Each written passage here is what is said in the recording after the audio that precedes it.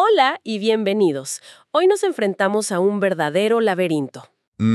¿A cuál te refieres? Cualquiera que haya intentado entender la Ley Orgánica de Protección de Datos Personales de Ecuador, la LOPDP, sabe de lo que hablo. Ah, claro.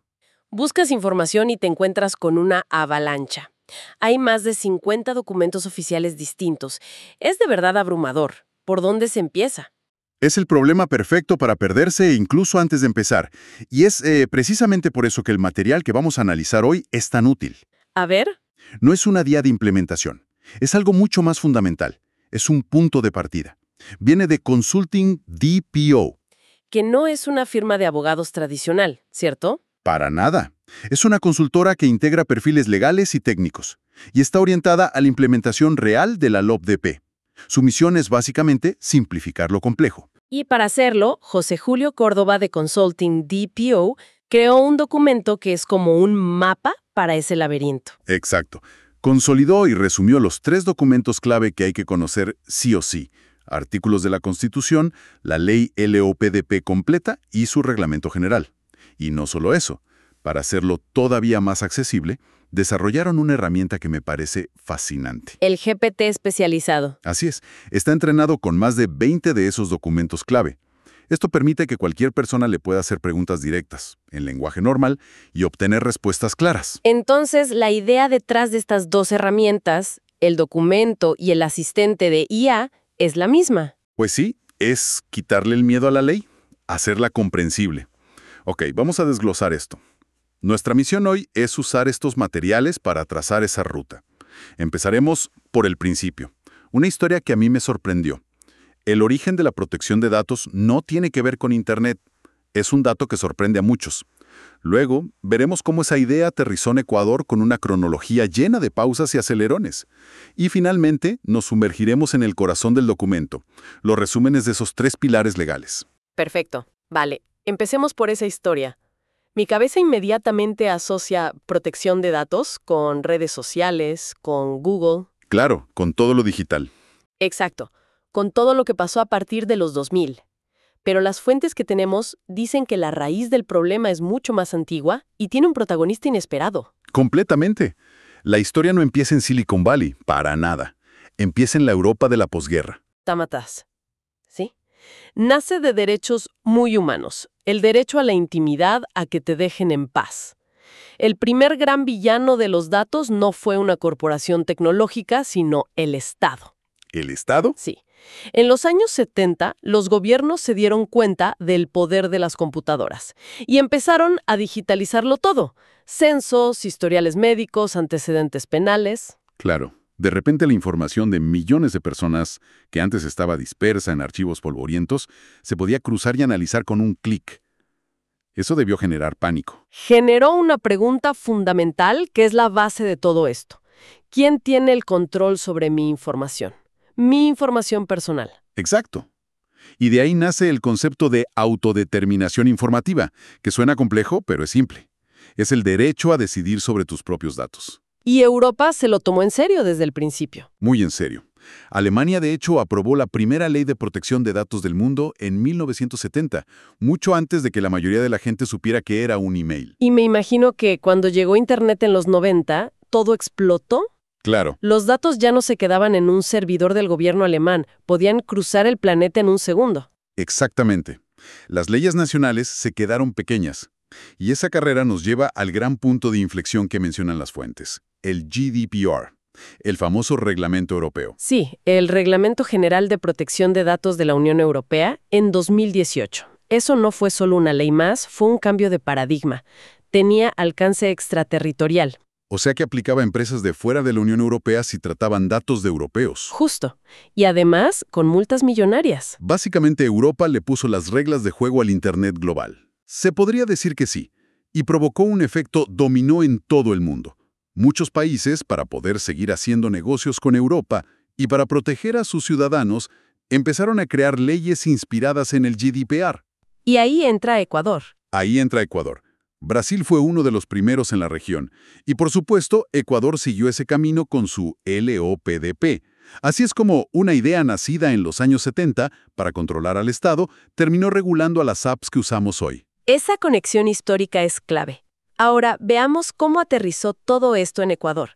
Las fuentes presentan una cronología que es casi una telenovela. Es la mejor forma de describirlo, sí. Un gran anuncio, un silencio de más de una década y luego una carrera frenética en los últimos años. Tal cual. El primer hito es la Constitución de 2008. En su artículo 66, numeral 19, por primera vez se reconoce explícitamente el derecho a la protección de datos de carácter personal. Ese es el punto de partida. Es el acta de nacimiento del derecho en Ecuador. Un momento. Se reconoce en 2008 y la ley, la LOPDDP, no llega hasta 2021. ¿Qué pasó en esos 13 años? Buena pregunta. Era un derecho que existía en el papel, pero sin ninguna regla sobre cómo aplicarlo. Exactamente eso. Fue un derecho en el limbo. Las empresas y el Estado seguían recogiendo datos, pero sin un marco legal claro que dijera qué podían hacer, qué no, y cuáles eran las consecuencias. Era un vacío legal enorme. Y en 2021 finalmente llega la ley, llega la LOPDDP. Y con ella se crea en el papel la autoridad que debe vigilar su cumplimiento, la Superintendencia de Protección de Datos, o SPDDP. Pero aquí viene otro giro en la trama, ¿no? Sí, una cosa es crear una institución en un documento, y otra muy distinta es que tenga oficinas, personal, presupuesto y capacidad real para actuar. Claro, es como tener un árbitro sin silbato. Perfecta analogía. Y ese silbato no sonó realmente hasta 2024. Es este año cuando la SPDP se vuelve plenamente operativa, con capacidad real de fiscalizar. Y el hito que, según las fuentes, lo cambia todo, llega en 2025. Así es, se establece una fecha límite, diciembre de 2025, para que las empresas que lo necesiten registren a su delegado de protección de datos, el famoso DPO. ¿Y por qué es tan importante esa fecha? Porque no hacerlo es una infracción grave. Por primera vez hay una obligación concreta, con un plazo fijo y una sanción real y palpable. Es el momento en que la ley pasa de ser una recomendación a tener dientes. Exacto. Y toda esta historia, esa secuencia de hitos, explica por qué ahora mismo hay tanta confusión y tanta urgencia. Todo es muy reciente. Entendido. Eso pone en contexto por qué un documento que resuma lo esencial es tan necesario ahora mismo. Bien, entremos al corazón de ese material. Vamos a ello. No podemos cubrir los resúmenes de los más de 170 artículos, pero sí podemos entender la función de cada uno de estos tres pilares. Empecemos por la base de todo, la Constitución. El documento identifica 9 artículos constitucionales relevantes, pero se enfoca en 2 que son el motor de todo. Por supuesto, el artículo 66, numeral 19, que ya mencionamos, es el que dice: los ecuatorianos tienen derecho a la protección de sus datos, establece la necesidad de autorización para recogerlos y usarlos, y el derecho a acceder y decidir sobre ellos. Es la Declaración de Principios. Y el segundo artículo clave, el artículo 92, que crea la herramienta para hacer valer ese derecho, la acción de habeas data. Suena en latín y a cosa de abogados. Suena, pero es muy práctico. A ver, tradúcelo. Si el artículo 66 me da el derecho, el 92 es el martillo para exigir que se cumpla. El muéstrenme los papeles de mis datos personales. Esa es la idea. Es el mecanismo constitucional que le permite a cualquier persona ir ante un juez y decir: señor juez, esta empresa o esta institución tiene mis datos y quiero saber cuáles son, para qué los usan, o quiero que los corrijan o los eliminen. Es la forma de llevar el derecho a la práctica. Exacto. Y los otros 7 artículos que menciona el resumen son como satélites. Protegen la intimidad, el honor, la confidencialidad de datos de salud. Crean, digamos, un ecosistema de protección. Ok, la Constitución nos da el qué y el por qué. Pero eso es muy general. Me imagino que para una empresa que gestiona una web se necesita un manual de reglas mucho más detallado. Claro, supongo que ahí es donde entra la LOPD. Ahí es donde entra la LOPDP. Con sus 77 artículos, es el gran desarrollo de ese derecho constitucional.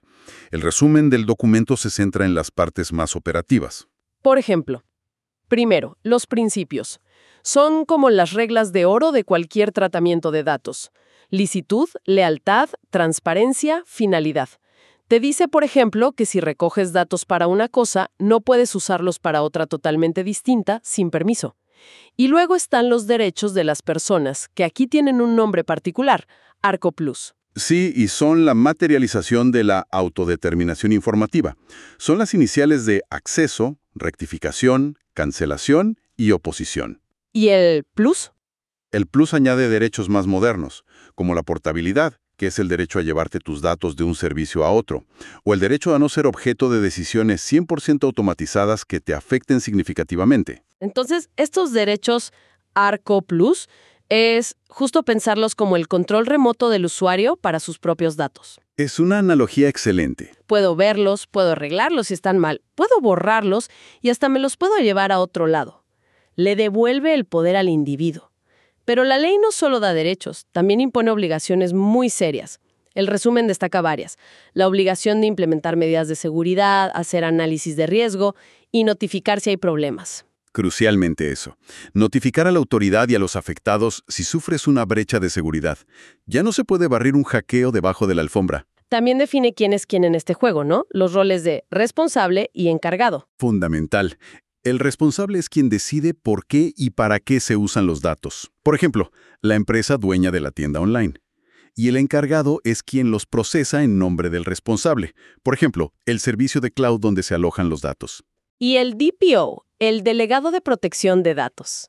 Esa figura nueva que mencionamos, que es obligatoria para ciertas organizaciones, y para que todo esto se tome en serio, el resumen destaca el régimen de sanciones.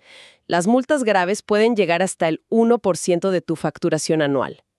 Eso definitivamente le pone dientes a la ley. Ya tenemos la Constitución como la base filosófica y la LOPDP como el gran libro de reglas. Así es. Nos queda el tercer pilar que resume el documento, el Reglamento General, con 90 artículos. ¿Qué añade si ya parece que todo está cubierto? Ajá, esa es la clave. Si la ley es el qué, el reglamento es el cómo, hasta el último detalle. Es el manual de instrucciones. El manual. Sí. La ley te da los grandes titulares y el reglamento te da la letra pequeña que hace que todo sea aplicable en el día a día. Dame un ejemplo concreto, que aparezca en el resumen. Claro. La ley dice, debes obtener el consentimiento del titular. Suena simple, pero el artículo 5 del reglamento te detalla cómo debe ser ese consentimiento. Libre, específico, informado e inequívoco. Te da los criterios para que ese acepto sea legalmente válido. Exacto. Otro ejemplo. La ley dice, notifica las brechas de seguridad. El artículo 26 del reglamento te da el checklist de lo que debe contener esa notificación, la naturaleza del incidente, los datos afectados, las medidas que has tomado, las recomendaciones para el usuario. Ah, ya veo. Le pone carne y hueso a las obligaciones de la ley. Sin el reglamento, muchas de estas reglas quedarían abiertas a interpretación. Precisamente, el reglamento define también cosas como los plazos para conservar los datos, los requisitos que debe cumplir una persona para ser DPO o el contenido que debe tener un registro de actividades de tratamiento. Es la pieza que conecta la teoría legal con la operación diaria de una organización. Sin él, sería casi imposible aplicar la ley. Imposible. Entonces, si recapitulamos el viaje, hemos pasado de un derecho reconocido en la Constitución de 2008, que estuvo en el limbo por más de una década, 13 años. a un sistema legal completo, con ley, reglamento y una autoridad fiscalizadora que para 2025 será plenamente exigible. Un ecosistema de más de 50 documentos que puede ser un verdadero dolor de cabeza. Pero la conclusión que se desprende del material que hemos analizado es que no hay que empezar intentando leerse los 50 documentos. Por favor, no. La propuesta univalor de Consulting DPO es clara. Empieza por los 3 pilares. Entender los resúmenes de la Constitución, la LOPDP y su reglamento es el primer paso, el más importante, para empezar a navegar esta complejidad.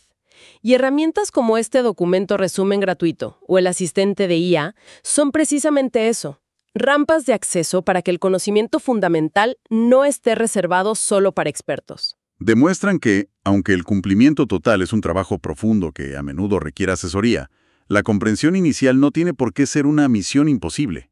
Para cerrar, me quedo con una idea que resuena en todo este marco legal. A ver, ¿cuál? La ley habla de protección de datos desde el diseño y por defecto. Ah, un concepto fundamental.